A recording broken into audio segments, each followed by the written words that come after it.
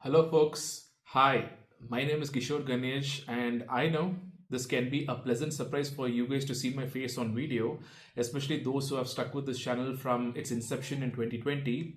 But yeah, you'll be seeing this mug quite often going forward. This is a new update to the channel and a new way of meeting you guys. Pardon any teething problems because video is a whole other beast compared to audio, and I'm surely going to get better with time. Now, with that out of the way, let's start the spoiler-filled review of Coolie. Coolie is written and directed by Lokesh Kanagaraj, and it is superstar Rajinikanth's film. So obviously the expectations were sky high. So much so that one of the industry insiders mentioned that the producers decided to pull back on marketing efforts because that would be considered to be counterproductive owing to the excess. The hype was high, but was it validated? Well, that's what this review is about. Coolie is neither the best thing since sliced bread, nor is it an aberrance. It is a decent entertainer that definitely doesn't match up to the hype. And can a superstar movie in 2025 be in this zone? You're dang right it can.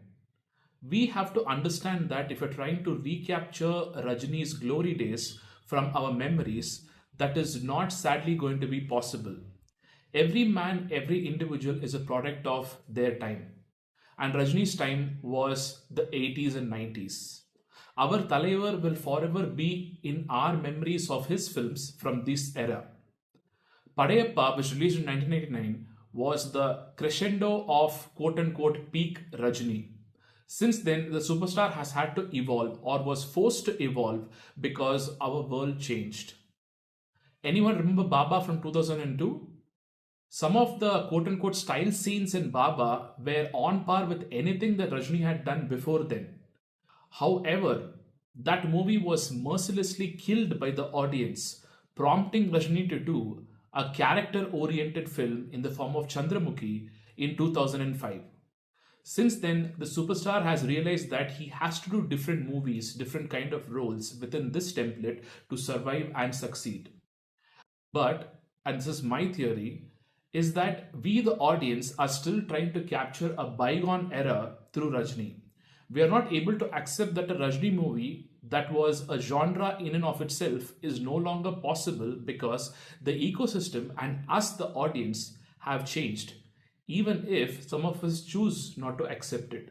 Which brings us to Coolie, a movie that is written and directed by a new age director whose film aesthetics are unique to himself. And owing to this, we can only have Rajini in Lokesh's universe. And that means, for example, a BGM that is not subtly prepping us to go wild in the theaters for the next hype shot or for the next action set piece. Coolie has its issues. We'll get to them shortly. But before that, what I want my audience to take away is that we, yes, you and I included, have to get used to the idea that any Rajni movie going forward will be different to what we imagine as the ideal Rajni movie. We need to temper our expectations and be prepared for a new ride that the superstar and these new age directors are trying to take us on. And sometimes, even a lot of times, it is going to be like trying out a new kind of cuisine. The experience may be good, it may be bad, but it will be different. And who knows? After a while, it may be what one prefers. Now, in case of Coolie, my experience watching the film was one that was positive, but I also felt that the movie was tepid. It was flat. From start to finish, there weren't enough peaks where the superstar gets hyped up like crazy beyond the confines of the story being told. Maybe that's because that's not the movie that Lokesh wanted to make. But simultaneously, there wasn't enough elevations in the BGM to hype the actual mass moments that he did want to include, like the fight scene where Upendra shows up or the whole sequence with Daha. In the same vein, let's wrap up the negatives of Coolie first and then we'll head into the positives. Lokesh's writing here was also a bit less imaginative compared to his movies like Managaram and Kaidi. Lokesh mentioned in one of his interviews that only a Kamal can do a Vikram and only a Rajini can do a Coolie. But the way I see it is that Coolie is largely the investigative portion of Vikram, where Fahad goes about investigating Kamal's actions. In fact, Vikram and Coolie are not entirely different films. There is a suspense as to who murdered Kamal in Vikram and who murdered Sathyaraj in Coolie. We have Rolex there, we have Daha here. We have Sandanam there, and we have Dayal and Simon here. Dayal and Simon could have been one character, by the way. But I guess Lokesh wanted to split the brains and the brawn aspects into two people because Simon is largely a background villain who managed to get all the info surprisingly and then takes out his enemies. Whereas Dayal is always on the ground taking care of his enemies, fully visible to the audience. Both films revolve around smugglers. There is a friendship angle in both the films. One difference is that in Coolie, that's the entire motivation of the hero. In Vikram, there is more of a team/friendship angle where Kamal's team dies for him in the fight. There are also strong female characters who are not damsels in distress, but rather they can hold their own in times of need. So yeah, not that different. But is this a complete negative? Not quite, but not something novel that was expected from the Lokesh Rajini combo either. The next main negative is that I believe Lokesh or Sun Pictures or Rajini wanted desperately to do a pan-Indian film. So they just kept adding stars from other industries for cameos, ripping off the jailer formula. But it was underwhelming for sure. Nagarjuna was touted as the main villain in the film, but I would not say that at all. It was the Soubin and Rachita Ram combo that did the most villainous damage. So in my books, Nagarjuna was a cameo.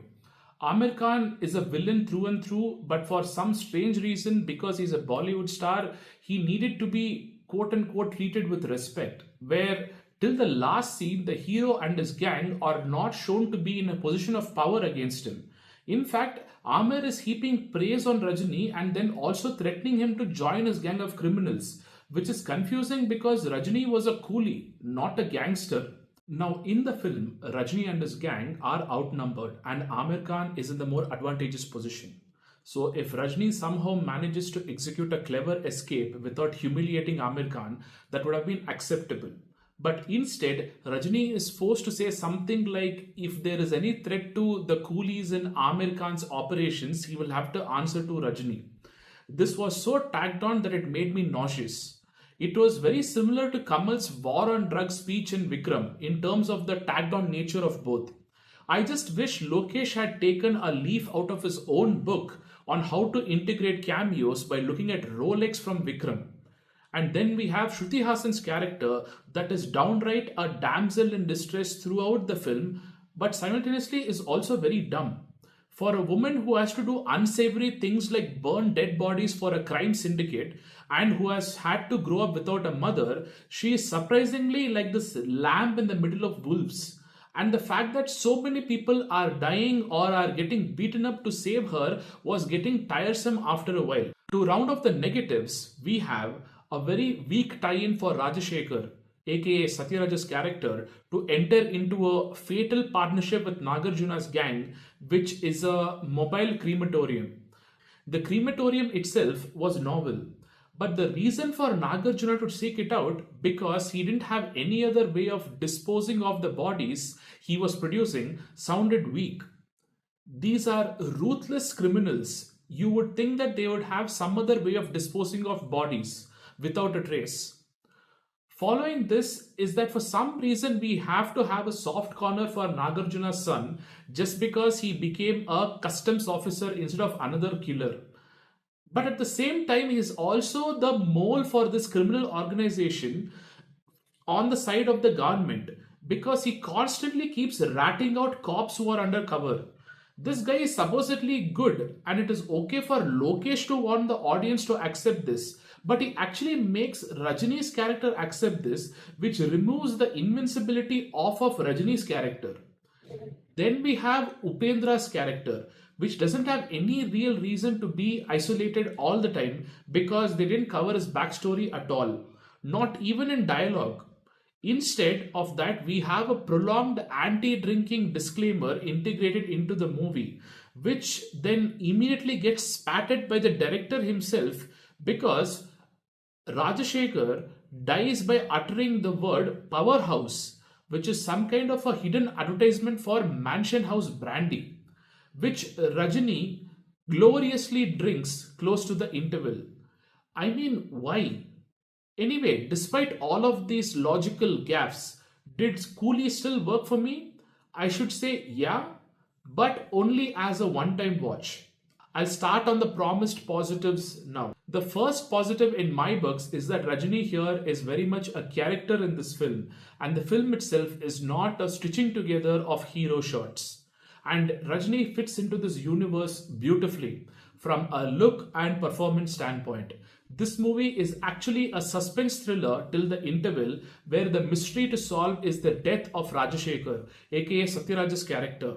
I really liked Rajini in this zone, and for a mystery slash suspense buff like me, I'm salivating in my mouth to have Rajini do a genre film like a full blown mystery thriller. Ah, imagine how great Coolie would have been if it was just this suspense film for the entire duration, with Soubin and Nagarjuna's characters better written. Cut out Upendra and Aamir Khan. We have promise there, right? But unfortunately, that is not the movie. So, yes, going back to the positives, the fact that Coolie had even one half in that zone, and even if Nagarjuna, Soubin, and Rachita Ram were underwritten or wasted, to have such characters in this film was good. Personally, for me, it was the performances of the actors that saved the film more than the writing. From Rajni to Nagarjuna to Shruti Haasan to Rachita Ram to the ever dependable Kaali Venkat and Sathyaraj. I know I'm not naming a lot of the other actors, but all of the actors did their job commendably. Anirudh's subtle BGM may have let down the film from a hero elevation standpoint, but from the point of view of the music doing justice to Lokesh's vision of doing a suspense action thriller, it worked. The cinematography by Girish Gangadharan was beautiful, especially the night shots. The one with Rajni having Kingpin written in neon lights behind him is a particular standout. Even the scenes at the crematorium where Rajini is sitting on a grave and crying as his best friend is getting cremated, the short compositions here were all very beautiful.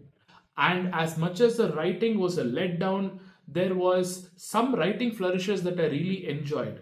The fact that Satyaraj's character revolves exclusively around crematoriums, the hiding of gold and money behind a public loo, Deva, aka Rajini's character, having direct access to Sun Music's telecast so that he can play the songs that he wants whenever he wants to the whole world. Rajini's introduction that was stylishly showcased where he's chopping up meat. All these things are things that I really enjoy and things that held a lot of promise, at least at the beginning of the film.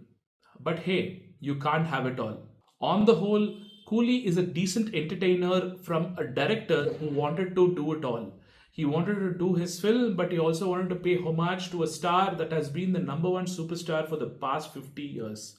And as much as he has failed in doing this partially, he has also succeeded in showing Rajni in a very different light compared to our image of Rajni, the Rajni from the 80s and 90s. So, yeah, Coolie is a one time watch, which is worth revisiting, if only to study the authorship of Lokesh Kanagaraj. Once again, my name is Kishore Ganesh. This is the Vocal About Visuals podcast, and this is me in the video format. See you soon in the next review. Thank you, my dear listeners, for your time and for watching and listening.